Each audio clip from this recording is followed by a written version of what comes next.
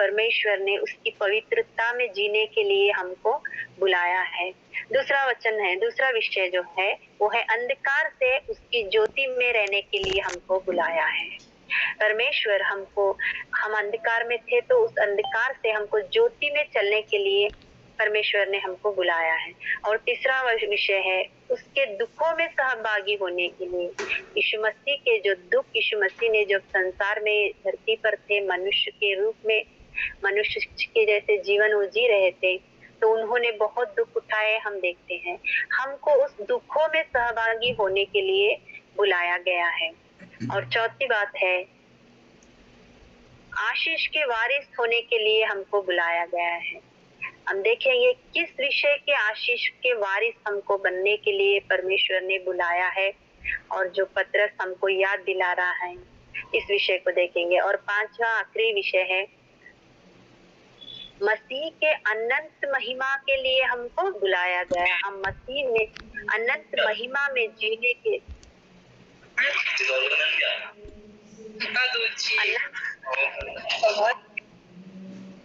अनंत महिमा में जीने के लिए हमको बुलाया गया है। इन 5 विषयों को हम देखेंगे एक एक कर। ये सारे विषय जो है ये पतरस की पुस्तक में ही लिखे गए हैं। बहुत सारे विषय है पर मैं कुछ वचनों को ही मैं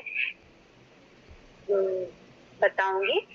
तो पहला विषय जो है हमको पवित्रता के लिए बुलाया गया है।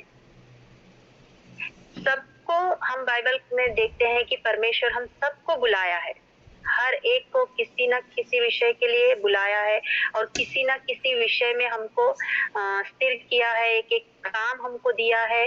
वचन कहता है तुम जब माँ के गर्भ में थे तभी मैंने तुमको चुना है और तुमको देखा है, मेरी आंखों ने तुम्हें देखा है और चुना है, और मैंने हर एक को एक एक विषय के लिए नियुक्त किया है। तो हम देखेंगे, हम जानेंगे कि हमको किस विषय के लिए बुलाया गया है। बहुत सारे लोग यहाँ पे सेवक है, तो सबको परमेश्वर बहुत सारों को लोगों को सेवकाई के लिए नियुक्त किया है और उनको एक स्थान दिया है। तो पतरस हमको याद दिला रहा है कि परमेश्वर हमको किस लिए बुलाया है। पहला विषय जो है पहला पतरस पहला अध्याय 15 वचन में हम देखते हैं उस विषय को। पहला पतरस पहला अध्याय 15 वचन, वहां पे लिखा गया है पर जैसा तुम्हारा बुलाने वाला पवित्र है वैसे ही तुम भी अपने चाल चलन में पवित्र रहो। बुलाने वाला पवित्र है, हमको पवित्रता में जीने के लिए परमेश्वर ने बुलाया है। किन किन विषयों में हम पवित्र होना है। वचन उसी वचन का लास्ट का लाइन जैसे कहता है हमारे सोच विचार से हमको पवित्र बने रहना है। हमारे जो सोच विचार है, जो हम सोचते हैं, हम जो बुरे विचार जो करते हैं, उसके लिए हमको पवित्र, उस विषयों से हमको पवित्र रहने के लिए परमेश्वर बोलता है। जो हमारे विचार ही है, जब हम कोई गलत विचार करते हैं, जो गलत विचार हमारे दिलो दिमाग में आते हैं, तो हम उसको करते भी हैं और उस विषय के अनुसार जो सोचते हैं उसके अनुसार हम चलते भी हैं। तो ये परमेश्वर की नजर में गलत है। जैसे हम देखते हैं मत्ती रचित सुसमाचार के 15वें अध्याय में कौन से विषय जो है मनुष्य को अशुद्ध करते हैं, अपवित्र करते हैं। जो विषय हमको अपवित्र करता है वो है जब यीशु मसीह यरूशलेम में जाते हैं, तो वहां पे हम देखते हैं फरीसी शास्त्री लोग जो थे यीशु मसीह को कहते हैं देख तेरे चेले अब बिना हाथ धोए, अब अशुद्धता से, अपने अशुद्ध हाथों से वो भोजन कर रहे हैं। तो वहां पे हम देखते हैं परमेश्वर यीशु मसीह कहता है उन लोगों से कि मनुष्य को जो अशुद्ध करता है वो बाहर से आने वाला विषय नहीं है। बाहर से आने वाला वस्तु जो है वो मनुष्य को गंदा नहीं करता है। इस बात को जब यीशु मसीह बोल रहे थे, हम देखते हैं वहां पे पतरस भी उनके साथ था। तो पतरस उन यीशु मसीह से सवाल करता है, प्रभु तू जो कुछ भी कह रहा है, वहाँ पे हम देखते हैं कुछ उदाहरण के अनुसार यीशु मसीह उन लोगों को समझा रहा था, तो पतरस को समझ में नहीं आ रहा था। तो पतरस पूछता है यीशु मसीह, तू जो कह रहा है वो मेरे समझ में नहीं आ रहा है। तब यीशु मसीह उनको स्पष्टता से कहता है, जो मनुष्य के अंदर से आता है। क्या मनुष्य के अंदर से आता है? वचन 19 में जब हम देखते हैं, मत्ती रचित सुसमाचार 15 के 19 में जब हम देखते हैं, वहाँ पे लिखा है, बुरे विचार, हत्या, परस्त्री गमन, व्यभिचार, चोरी, झूठी गवाही और निंदा, ये सब विषय है जो मनुष्य के अंदर से आते हैं और मनुष्य को गंदे करते हैं। तो ये सारे स्वभाव जो थे वहाँ के यहूदी और फरीसी लोगों में थे, तो उनको सामने रखकर यीशु मसीह वहाँ पे बता रहा था। तो हमको यीशु मसीह इन्हीं विषयों से कह रहा है कि हम इन सारे विषयों से हमको शुद्ध रहना है, पवित्र रहना है, ताकि हम जो यीशु परमेश्वर हमको आत्मिक जीवन के लिए बुलाए हैं, तो इन विषयों से हमको दूर रहना है, तब हम उस आत्मिक जीवन में बढ़ते हैं। इसी रीति से गलातियों की पुस्तक में जब हम देखते हैं, वहाँ पे भी लिखा गया है कि हम किन किन विषयों से हम अशुद्ध होते हैं, कौन से विषय, वहाँ पे बहुत सारे विषयों को दिया गया है। आप सब जानते हैं उस विषयों को, तो उस विषय से भी हम लोग अशुद्ध होते हैं, ये वचन कहता है। तो वहाँ पे ऐसे भी कहता है, जो विषय को वहाँ पे दिया गया है, उस विषय के बारे में कोई धर्मशास्त्र या कोई भी धर्म के लोग नहीं प्रचार नहीं करते। वो लोग ये नहीं बोलते हैं कि ये काम करना गलत है, या मनुष्य को ये काम करने से अशुद्ध हो जाते हैं मनुष्य। ये विषय में कहीं पे भी किसी ने भी बिना बाइबल के कहीं पे भी नहीं लिखा है, और कोई भी उसका प्रचार नहीं करते हैं। तो मत्ती रचित सुसमाचार के 15 के 19 या 20 में 29 में हम जैसे देखते हैं 29, तो उसको रहने से अच्छा है कि उसको निकाल दे। हिंदी बाइबल में पाप बोल के नहीं लिखा है, अगर ठोकर खिलाता है बोल के लिखा है, पर हमारे जो कन्नड़ा बाइबल है उसमें स्पष्टता से पाप बोल के लिखा है। तुम्हारे हाथ, तुम्हारे आंख तुमको पाप में डाल रहे हैं, तो वो रह के पाप ज्यादा करने से अच्छा है कि तुम उसको निकाल कर फेंक दो। तो परमेश्वर चाहते हैं कि हम इन सारे विषयों में हम पवित्र रहें। इस पवित्रता के लिए परमेश्वर ने हमको बुलाया है। उस पवित्रता के विषय में पतरस हमको याद दिला रहा है कि कहीं हम फिर से उसी जीवन में वही जीवन तो हम नहीं जी रहे हैं, उसी राह पे तो हम नहीं चल रहे हैं, क्योंकि जहाँ पाप होता है वहाँ परमेश्वर नहीं होता है। हम देखते हैं यीशु मसीह के समय पे, जब यीशु मसीह क्रूस पे थे, तो उन्होंने क्या किया? क्रूस पे एक बात यीशु मसीह कहते हैं, हे पिता, तो क्यों मेरे हाथ को छोड़ दिया बोलकर। हम देखते हैं इस विषय को, क्यों परमेश्वर ने यीशु मसीह के हाथ को छोड़ दिया? क्योंकि यीशु मसीह में इस पूरे संसार का कहने से ये कहना बेहतर होगा कि मेरे सारे जो पाप थे, वो पाप यीशु मसीह के ऊपर थे। यीशु मसीह के ऊपर वो पाप सारे उसके अंदर आने की वजह से परमेश्वर उस यीशु मसीह के हाथ को छोड़ दिया है, उसके हाथ को नहीं पकड़ सका, क्योंकि जो अपवित्रता मेरे अंदर थी, मेरे हाथ को पकड़ने के लिए परमेश्वर ने उसके एकलौते पुत्र के हाथ को छोड़ दिया, ताकि मैं पवित्रता में रह सकूं, ताकि परमेश्वर मेरे हाथ को पकड़ सके और उसकी इच्छा के अनुसार मुझे चला सके, उसकी इच्छा के अनुसार हमको उसके मार्ग में ले चले, पवित्र कर सके। इसलिए परमेश्वर ने उस दिन क्रूस पे जब यीशु मसीह था, तो यीशु मसीह के हाथ को परमेश्वर ने छोड़ दिया, और उस वजह से हम लोगों ने, यीशु मसीह के मरने की वजह से हम लोगों ने एक नया जीवन पाया, उद्धार पाया, और जो पवित्र जीवन हम लोग अंधकार में थे, जो पाप में थे, जो श्राप में थे, हर तरह के एक गंदगी भरे जीवन को हम जी रहे थे, उसमें से निकाल कर हमको परमेश्वर यीशु मसीह ने हमको पवित्र किया और अपने लहू से हमको धो दिया। तो यूहन्ना रचित सुसमाचार का 5:3 ऐसे कहता है, वहाँ पे यीशु मसीह कहते हैं स्पष्टता से, उसके वचन के सुनने से हम शुद्ध हो गए हैं। ऐसे कहा है कि इस वचन से अभी आप शुद्ध हो गए हैं। कैसे शुद्ध हो गए हैं? उसके वचन को हम सुनने से, उसके वचन के अनुसार हम चलने से, उसके वचन के अनुसार हम जीने से हम शुद्ध होते हैं और शुद्ध रहते हैं, क्योंकि हम वचन हमसे बात करता है, हमको बताता है कि हम कहाँ पर अशुद्ध है या कहाँ पर हम अपवित्रता में जी रहे हैं, पर मैं हमको वचन बताता है। तो इसीलिए यीशु मसीह कहते हैं जब हम वचन को पढ़ते हैं तो हम शुद्ध होते हैं। तो यीशु मसीह ने कहा यूहन्ना 5:3 में, इस वचन के अनुसार अब तुम शुद्ध हो, ऐसे यीशु मसीह ने कहा। उसी रीति से हम दूसरे विषय को देखेंगे। दूसरा विषय जैसे कहता है, अंधकार में से उसकी ज्योति में हमको बुलाया गया है। हालेलुया। हमको उसकी अद्भुत ज्योति में बुलाया गया है। उस वचन को हम देखते हैं पहला पत्रस 2:9, 2:9 में, फर्स्ट पीटर पत्रस 2 अध्याय वचन 9 में हम इस विषय को देखते हैं कि किस लिए हमको परमेश्वर ने बुलाया है।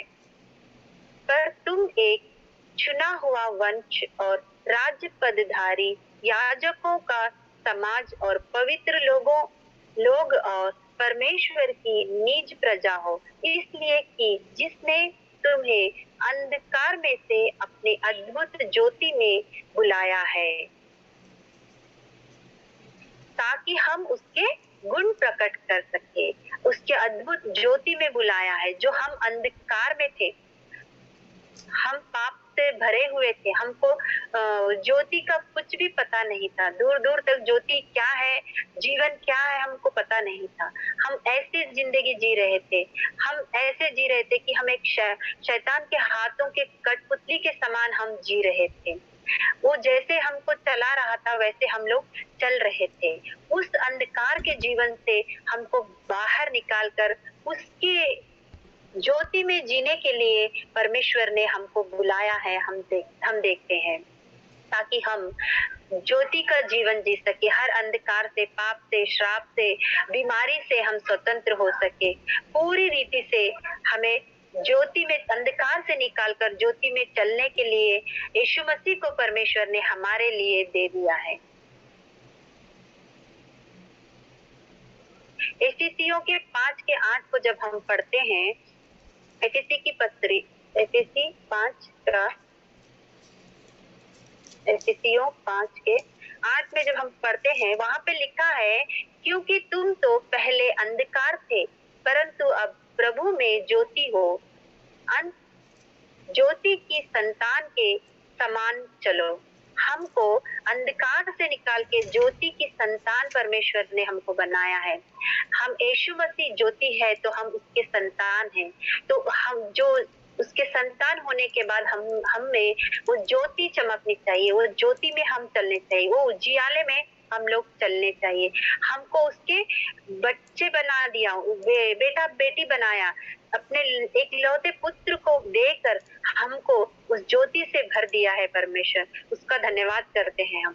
उसकी कितना भी धन्यवाद करे कम है, क्योंकि कोलिसियों की पत्री 1 पहला अध्याय जब हम पढ़ते हैं, वहां पे इस विषय को लिखा गया है कि हम उसका धन्यवाद करें। कोरिन्थियों की पत्री पहला अध्याय 12 वचन, वहां पे कहता है, पिता का धन्यवाद करते रहो, हमें इस योग्य बनाया कि ज्योति में पवित्र लोगों के समान मीरास में सहभागी हो। हमको पिता का हम धन्यवाद करना, हमको अंधकार में नहीं छोड़ा, उसने हमको बीमारी में नहीं छोड़ा, उसने हमको श्राप में नहीं छोड़ा, उसने हमको उन सारे अंधकार से निकाल में हमको उसने चलाया। इसलिए हमको उसका धन्यवाद करना चाहिए। ज्योति के सहभागी होने के योग्य हमको समझा, उसलिए उसका धन्यवाद। 13 वचन जब कहता है, उसी ने हमें अंधकार के वश से छुड़ाकर अपने प्रिय पुत्र के राज्य में प्रवेश कराया। हम आकर उसके पुत्र के राज्य में प्रवेश करने के योग्य हमको बनाया। हमारे अंदर यीशु मसीह के मरने से, उसके कोड़े खाने से हमारे अंदर जो अंधकार थी वो सब निकलकर हम में ज्योति प्रवेश को स्वीकार किए हैं। जब हमने अपने गुनाहों को हमने मान लिया है, तब यीशु मसीह की ज्योति जो है वो हमारे अंदर प्रवेश किया है, क्योंकि वचन कहता है की ज्योति हूँ। यीशु मसीह इस जगत में ज्योति बनकर आए हैं। ये यीशु मसीह मेरे जीवन में ज्योति बन के आए ताकि मेरे अंदर जो अंधकार था वो अंधकार निकल सके, वो पूरे अंधकार से निकलकर हम ज्योति में चल सके। उसी रीति से हम यूहन्ना रचित सुसमाचार के पहले अध्याय में जब हम देखते हैं, वहां पे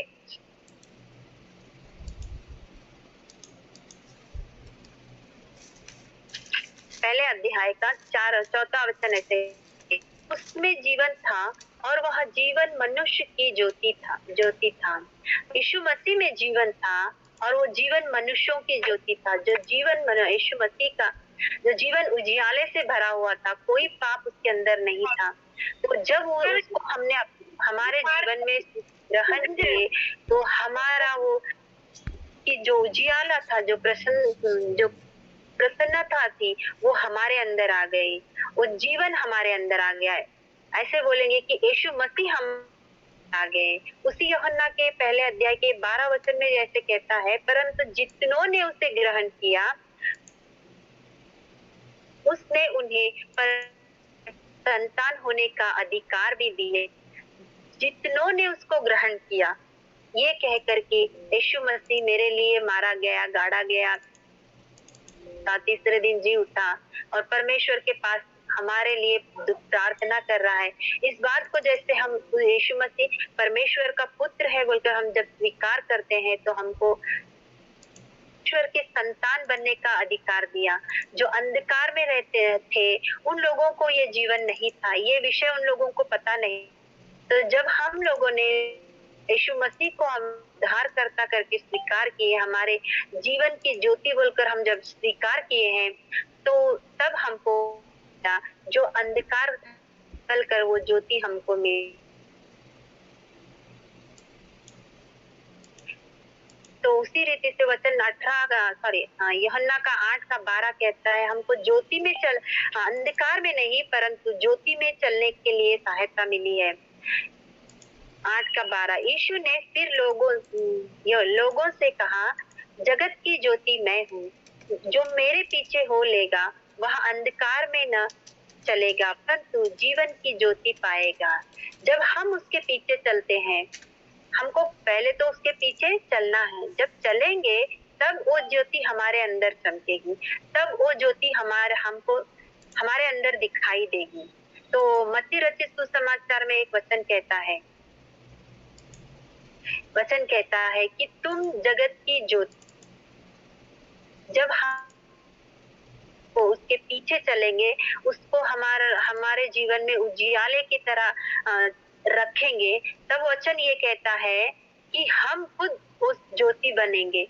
परमेश्वर हमको खुद उस ज्योति में रखेगा। हमको यीशु मसीह के समान इस धरती पे एक ज्योति बनाकर रखा है, ताकि जो अंधकार में लोग जी रहे हैं, चल रहे हैं, जो श्राप में है, जो बीमारी में है, उनको हम एक ज्योति की आशा दे सके, उनको हम यीशु मसीह से मिला सके, जो अनंत काल की ज्योति है, जो हमारे लिए इस दुनिया में आया था। कि वचन कहता है, जो कोई उस पर विश्वास करे वो नाश ना हो परंतु अनंत जीवन पाए। उस अनंत जीवन के ज्योति में हम चलने के लिए हमको परमेश्वर ने बुलाया है। अंधकार से निकालकर उस ज्योति में हमको रहने के लिए और जीने के लिए हमको बुलाया है।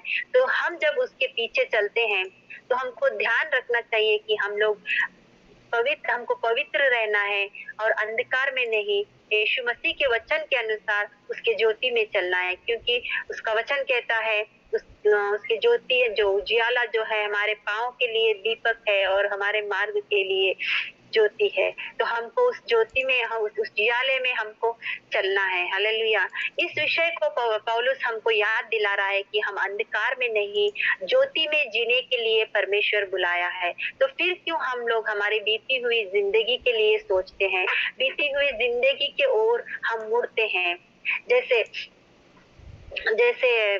लोट की पत्नी जो अपनी जो जीवन था पीछे, वैसे हम लोग बार-बार हमारे जो जीवन है, हम उसको मुड़ के देखते हैं। जो अंधकार है, जो अंधकार का भरा हुआ जीवन था, उसको हम मुड़ के देखते हैं। तो पौलुस यहाँ पे कहता है कि हमको उस अंधकार से निकाल के उसकी अद्भुत ज्योति में रहने के लिए हमको बुलाया गया है। प्रभु की महिमा हो, उसकी अद्भुत ज्योति के लिए हम उसका धन्यवाद करते हैं। उसी रीति से जब हम तीसरे विषय को जब हम देखते हैं, तो वहाँ पे तीसरा विषय ये कहता है किस विषय के लिए हमको बुलाया गया है, तो वहाँ पे हम देखते हैं कि मसीह के दुखों में सहभागी होने के लिए हमें बुलाया गया है। तो हम लोग सोच सकते हैं कैसे हम उसके दुखों में सहभागी होंगे? क्या हम लोग यीशु मसीह के जैसे क्रूस पे चढ़ाए जाएंगे, या हमको यीशु मसीह के जैसे कोड़े मारेंगे? क्रूस पे तो शायद हम लोग नहीं चढ़ेंगे, पर हमको मार सकते हैं। परमेश्वर का वचन कहता है, बाइबल जैसे कहता है, हम उसके दुखों में सहभागी होने के लिए बुलाया है। तो वो सहभागी क्या है? हम देखते हैं कोई एक नया विश्वासी जब यीशु मसीह को ग्रहण करता है, तो हम वहाँ पे देखते हैं लोग उनको बहुत कुछ बोलते हैं। जब वो प्रार्थना करते हैं, चर्च जाते हैं, तो उनको रुकावट लाते हैं। बाहर वाले होने दो, पड़ोसी होने दो, या रिलेशन होने दो, यहाँ तक कि खुद के घर वाले भी बहुत से विषयों को जब वो नहीं स्वीकार करते हैं, सिर्फ कोई एक व्यक्ति अगर स्वीकार किया समझो, तो उसके घर के व्यक्ति लोग भी उनको दुख देते हैं, या उनको टॉर्चर करते हैं, उनको सताते हैं। तो केवल ये एक नए विश्वासी को हो या अन्य जाति से आए हुए लोगों को हो, इन्हीं के लिए नहीं है, परंतु ये मसीही लोगों के लिए भी है, एक क्रिश्चियन के लिए भी ये बातें लागू होती हैं, या ये दुख वो लोग भी उठाते हैं। क्योंकि हम देखते हैं वचन में कहा गया है, धन्य हो तुम जब मेरे कारण सताए जाओगे। लोग तुम्हें बुरी-बुरी बातें कहेंगे, तुम्हारी निंदा करेंगे, जो तुमने नहीं किया है वो भी वो लोग आपको कहेंगे। तो आप धन्य हो, आप उसको सहन करो, मतलब आप उसके धीरज धरो उस विषयों में। तो आप धन्य हो, आप महान हो, क्योंकि आपका जो फल है वो स्वर्ग में है। उस जो जो दुखों के बाद जो जीवन है, जो स्वर्ग में हम लोग जीते हैं, वो फल जो है हमको स्वर्ग में मिलेगा। तो पतरस यहाँ पे इसी विषय को कह रहा है कि हम उसके दुखों में सहभागी होना है। हम देखते हैं बहुत से विषयों में क्रिश्चियंस को मारा जाता है, या उनको बहुत से विषयों में कुछ लोगों को जलाया जाता है। हम कुछ महीने पहले देखे बहुत से पास्टरों को मारा गया, उनको किसी को जलाया गया, किसी को घर से बाहर लाके मारा गया, किसी को घर में घुस के मारा गया, किसी किसी को तो प्रार्थना करने के लिए भी नहीं दिया गया। तो ये हम यीशु मसीह के, जब यीशु मसीह यहाँ धरती पे थे, तो ये सारे विषयों को उन्होंने भी उन पर भी बीती गई है। उनको भी मारा गया, गाली दी गई, थूका गया, बहुत कुछ उन्होंने सहा। तो हमको भी जब हम यीशु मसीह को स्वीकार करते हैं, तो ये सारी बात भी बीती जाए। हमको भी उस दुखों से है, तो हमको उस दुख गुजरने के समय हमारे विरोध, तो हमको निराश है, हमको शर्मिंदा नहीं महसूस करना है। हमको एक बात याद रखना है, हमारा जो फल है हमको स्वर्ग में दिया जाता है, वो हमारा अनंत जीवन में जीने के लिए जो फल है वो हमारा स्वर्ग में है। उस बुलाहट के लिए, उस एक स्वर्ग में हमको जीने के लिए हमको इस दुखों से गुजरना पड़े, तो भी हम लोग वचन कहता है कि हम धन्य हैं अगर हम सताए जाएंगे। सब लोगों को नहीं सताया जाएगा, कुछ लोगों को सताया जाएगा। कुछ लोग होते हैं, कुछ ही लोगों को, ऐसा नहीं कि यीशु के तो सबके ऊपर कुछ ना कुछ होगा, ऐसा नहीं है। कुछ विषयों में परमेश्वर भी हमारी परीक्षा लिए जाते हैं, तो हमको धीरज धरना है। वचन कहता है हम आग में सोने के समान क्या बोलते हैं, तापे जाएंगे।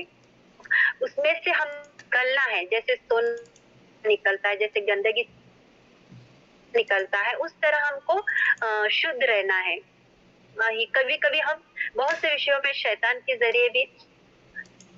जरिए भी हम लोग परीक्षा में पढ़ते हैं, दुखों में, पर हमको रहना है, उसमें हमको देखना है, प्रार्थना में रहना है। उसी पत्रस के पहला पत्रस के दूसरे अध्याय के 20वें वचन में जब हम देखते हैं, तो वहाँ पे कहता है वचन,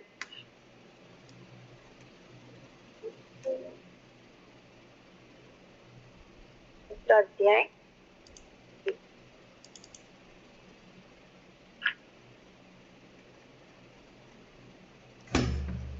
क्योंकि ये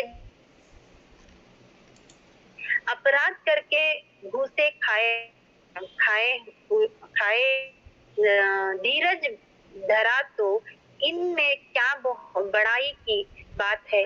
अगर हम लोग बुरा काम कुछ गलत करके हम लोगों को लोग मारे हो या कुछ बोले हो बुरा भला, तो इसमें कोई बड़ी बात नहीं, क्योंकि हमने गलती की उसके लिए हमको बोला गया है। पर नीचे जब लिखा गया है, भला काम करके दुख उठाते हो और धीरज धरते हो तो यह तो भाता है। अगर हम कुछ अच्छा करके हम लोग, जैसे हम परमेश्वर के वचन को लोगों को बांटने को दुख सहना पड़ा, या हम लोग यीशु मसीह को स्वीकार किए हैं बोलकर हम लोगों को दुख सहना, तो इस बात को अगर हम सहेंगे, दुख को धीरज धरेंगे उन विषयों में, तो ये परमेश्वर को भाता है और हम इसके लिए बुलाए गए हैं, तो हम धन्य हैं। सब लोग धन्य नहीं है, जो सहते हैं, जो दुख में रहते हैं, वो कहता है। और हम देखते हैं जब यीशु मसीह पे इन सारे बातों को बीता गया, तो मारा गया, मसीह उनको पलट के जवाब नहीं दिए।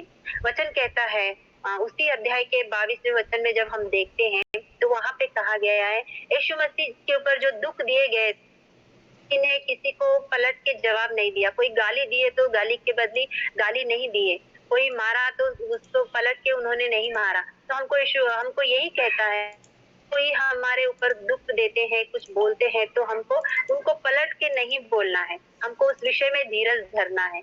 ये परमेश्वर को बात है, ये है जो हमको परमेश्वर के दुखों में, प्रभु का धन्यवाद हो कि हमको इस योग्य या एक बुलाहट है कि हम उसके दुखों में सहभागी हो सके।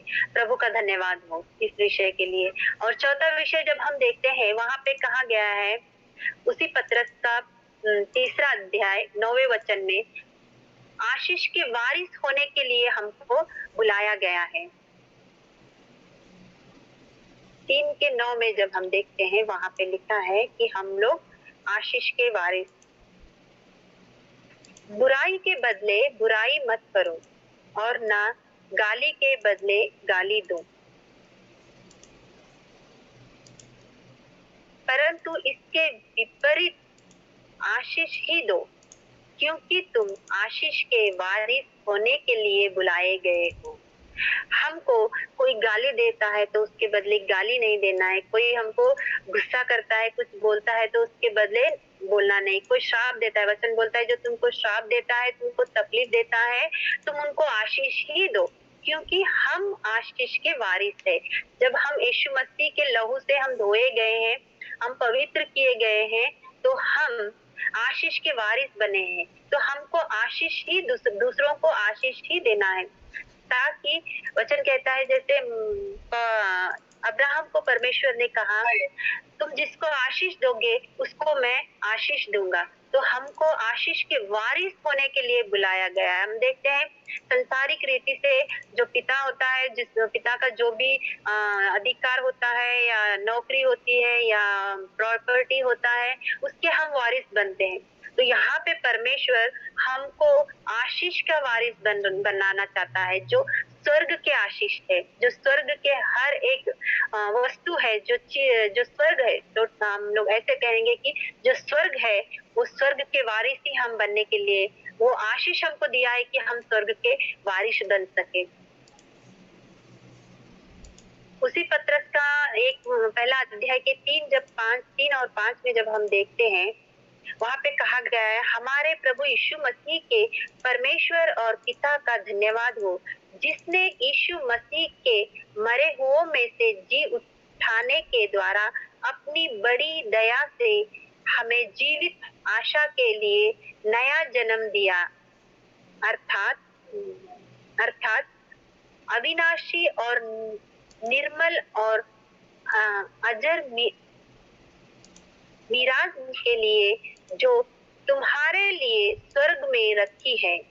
जो आशीष हमको स्वर्ग में स्वर्ग में रखा गया है, जो आशीष स्वर्ग में हमारे लिए है, जो जैसे यहाँ पे लिखा है, अविनाशी जीवन से निकलकर हमको स्वर्गीय वारिस, जो शुद्ध, जो पवित्रता का जीवन जो जीता है, उनके लिए वो स्वर्गीय वारिस बनने का अधिकार दिया है। स्वर्गीय जो आशीष है उसके वारिस बनने का अधिकार हमको दिया गया है।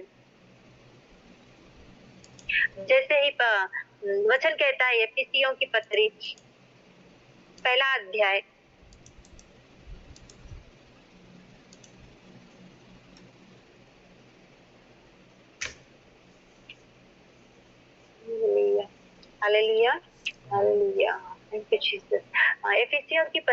अध्याय 3 और 4 वचन में जैसे लिखा गया है, हमारे प्रभु यीशु मसीह के परमेश्वर और पिता का धन्यवाद हो कि उसने हमें मसीह में स्वर्गीय स्थानों में सब प्रकार की आत्मिक आशीष दी है।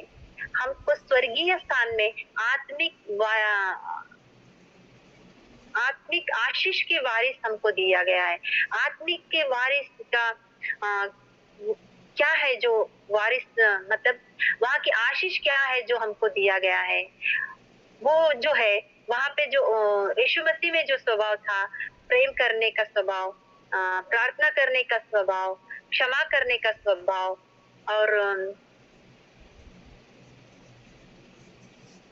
वचन के अनुसार पिता की आज्ञा का मान के उसके अनुसार चलने का जो स्वर्गीय वारिस जो आशीष है, वो यही है कि हम दूसरों को क्षमा करें और प्रार्थना में जीवन बिताए, पवित्रता में हम जीवन बिताए। और चौथा वचन कहता है, जैसा उसने हमें जगत की उत्पत्ति से पहले उसमें चुन लिया कि हम उसके निकट प्रेम में पवित्र और निर्दोष हो। हमको माँ के गर्भ से ही उसने हमको पवित्रता के लिए चुना गया है, ताकि हम स्वर्ग में उसके साथ रह सके, ताकि हम निर्दोष जीवन जी सके, ताकि हम उसकी हर समय उसकी आराधना कर सके, उस स्वर्गीय आशीष के वारिस हम बन सके। इसके लिए इस विषय के लिए उसने हमको पहले ही माँ के गर्भ से ही हमको उसने चुना है। हमको पता भी नहीं था कि हम लोग चुने जाएंगे, हमको पता भी नहीं था कि हम अंधकार में जी रहे हैं। उसी समय परमेश्वर ने हमको चुना। जब हम संसार में आए तो हम संसार के रीति से जी रहे थे।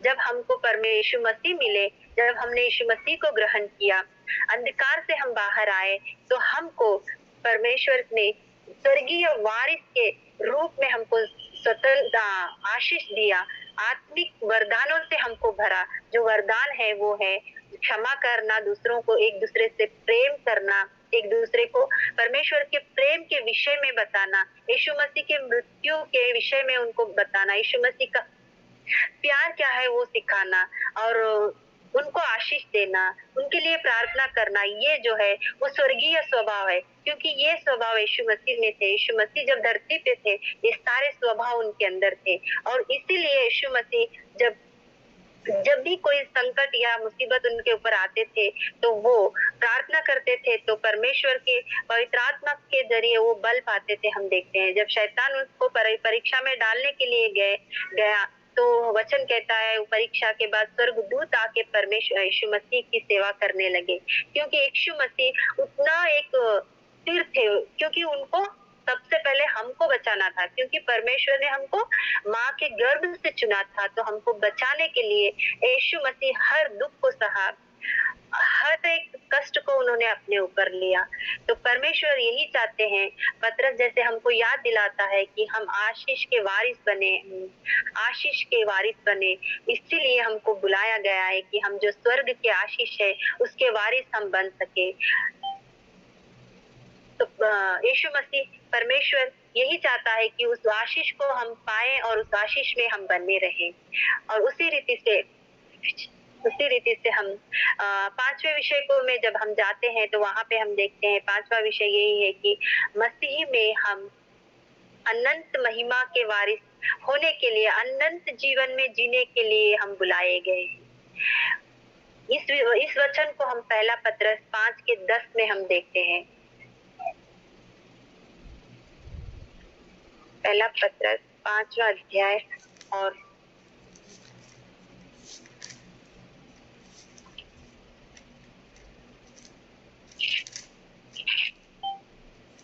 10वां वचन। अब परमेश्वर जो सारे अनुग्रह का दाता है, जिसने तुम्हें मसीह में अपनी अनंत महिमा के लिए बुलाया, तुम्हारे थोड़े देर तक दुख उठाने के बाद आप ही तुम्हें सिद्ध और स्थिर और बलवंत हो करके करेगा और उसी का साम्राज्य युगानुयुग रहे। परमेश्वर ने हमको उसकी अनंत महिमा के लिए बुलाया गया है। हमारा जो भी संसारिक जो दुख है, जो भी कष्ट है, जो भी परेशानियां है, वो केवल थोड़े दिनों का है। जो परमेश्वर ने हमको अनंत महिमा